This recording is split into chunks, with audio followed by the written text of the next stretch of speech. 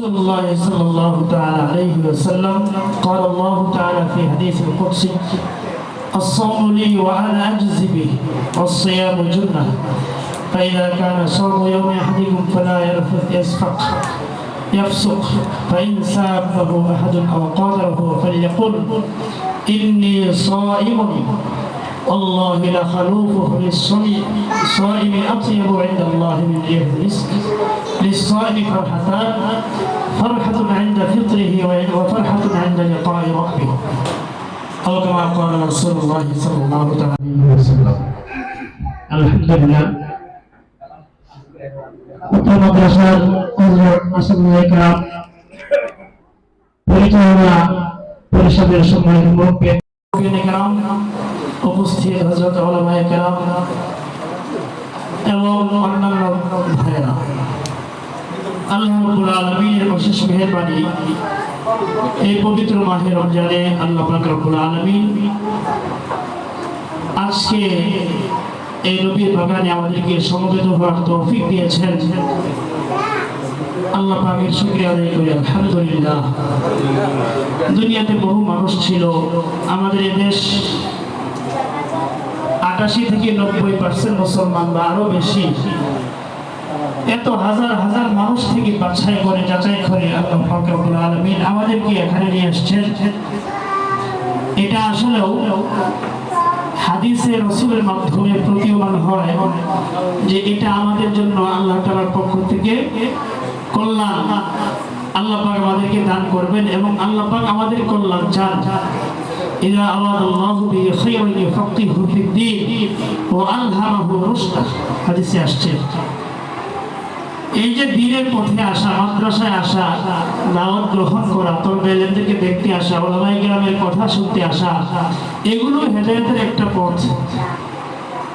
তলবে ইলমরা দ্বীন শিক্ষার জন্য নিজের পরিবার পরিজন, বাবা মা আপনজন ছেড়ে এই ছোট ছোট কচি বাচ্চারা এখানে সময় ব্যয় করে এবং যোগ্য উস্তাদদের নিগরানিতে তারা কোরআন এবং হাদিস শিখে তারা দ্বীনের হেদায়েতের সর্বাগ্রে অবস্থিত।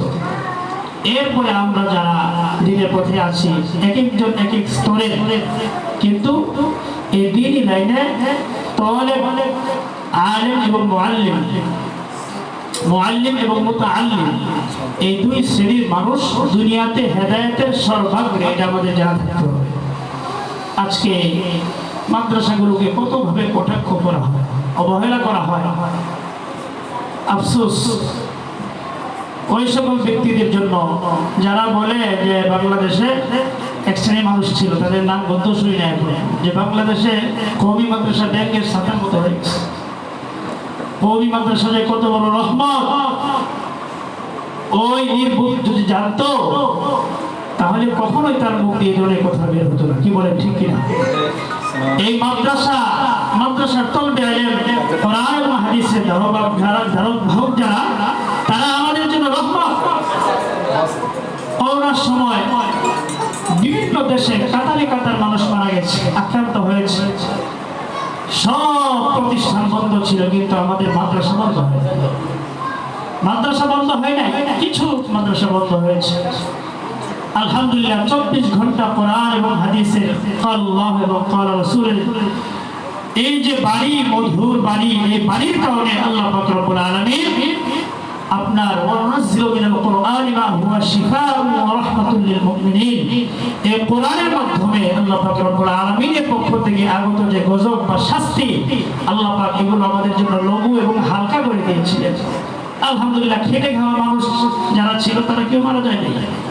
আমার খাদিমুল ইসলাম মসজিদে রাত্রে 2টা-3টার সময় জানাজা পড়েছি। আমি জানাজা কাদের পড়েছি জানেন? যারা ঘরে কি ছিল, একবারে বন্দি ছিল, বের হইতো না, কাউকে আসতে দিত না, করোনা হয়ে যাবে, তারাই মারা গেছে। আর খেটে খাওয়া মানুষের কিছুই হয় নাই, কিছুই হয় নাই। এই জন্য আল্লাহ পাক রব্বুল আলামিন আমাদেরকে দ্বীনের পথে নিয়ে আসছেন। দ্বীনের পথে থাকবো অর্থ দিয়ে, শ্রম দিয়ে, মেধা দিয়ে, আশা দেওয়া করে যে যেভাবে পরামর্শ দিয়ে, বুদ্ধি দিয়ে আমরা মাদ্রাসার সহযোগিতা করার চেষ্টা করবো। উলামায়ে কেরামের পক্ষে থাকবো ইনশাআল্লাহ।